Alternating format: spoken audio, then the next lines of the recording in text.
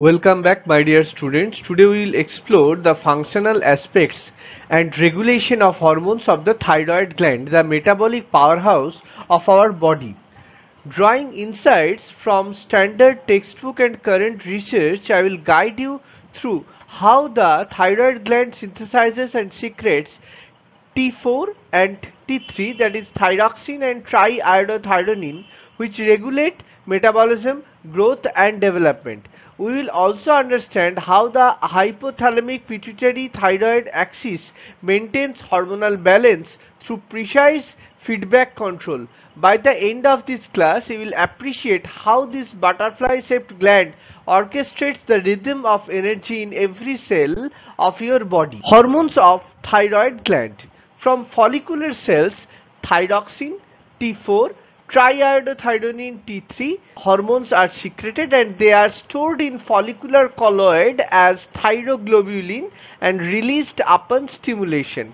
From parafollicular cells or C cells, calcitonin or CT hormone is released, which is peptide hormone, and stored in secretory vesicles. Functional aspects: thyroid hormones T3 and T4, they increases basal metabolic rate or BMR, they increases oxygen consumption and ATP production, they enhance carbohydrate, lipid and protein metabolism. Calorigenic effect or thermogenesis, it stimulates Na plus K plus ATPase activity by increasing ATP hydrolysis. They promote heat generated, maintains body temperature. They increase protein synthesis, they increase glucose and fatty acid utilization for ATP, they promote lipolysis and cholesterol clearance and decreases the cholesterol level within blood. Synergism with catecholamine, they upregulate beta adrenergic receptors, they potentiate norepinephrine and epinephrine, increasing heart rate, contractility and blood pressure. Growth and development. With growth hormone and insulin, these hormones stimulate skeletal growth and central nervous system maturation. Deficiency in fetus and infants promote cretinism, which is symptomified by mental retardation and dwarfism. This is the image showing the thyroid hormone secreted from the thyroid gland, and the thyroid gland is also stimulated by the TRH hormone secreted by the hypothalamus, which acts on pituitary. Pituitary also stimulates TSH, which acts on thyroid gland to release T3, T4 and calcitonin hormones. Calcitonin. Regulation of its main function is regulation of blood calcium and phosphate. It lowers blood calcium and phosphate levels. Inhibition of bone reabsorption. It suppresses osteoclast activity. It decreases release of calcium 2 plus and phosphate 3 plus.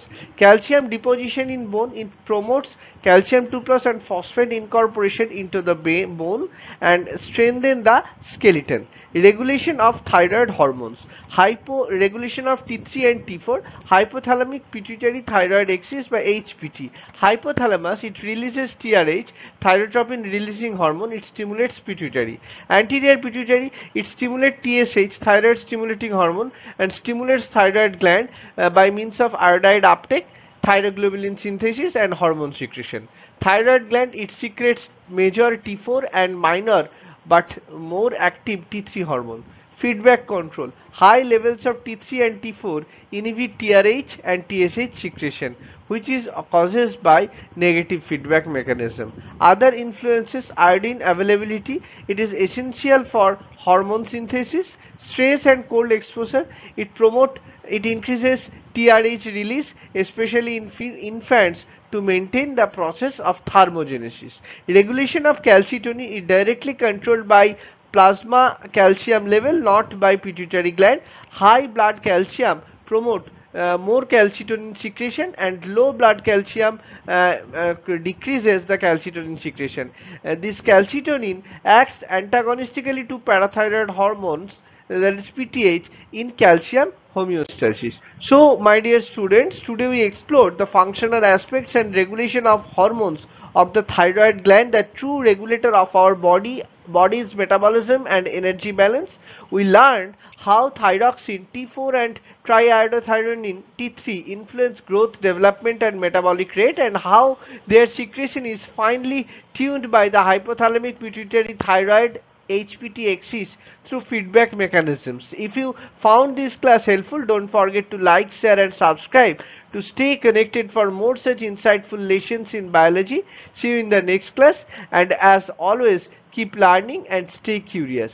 Thank you.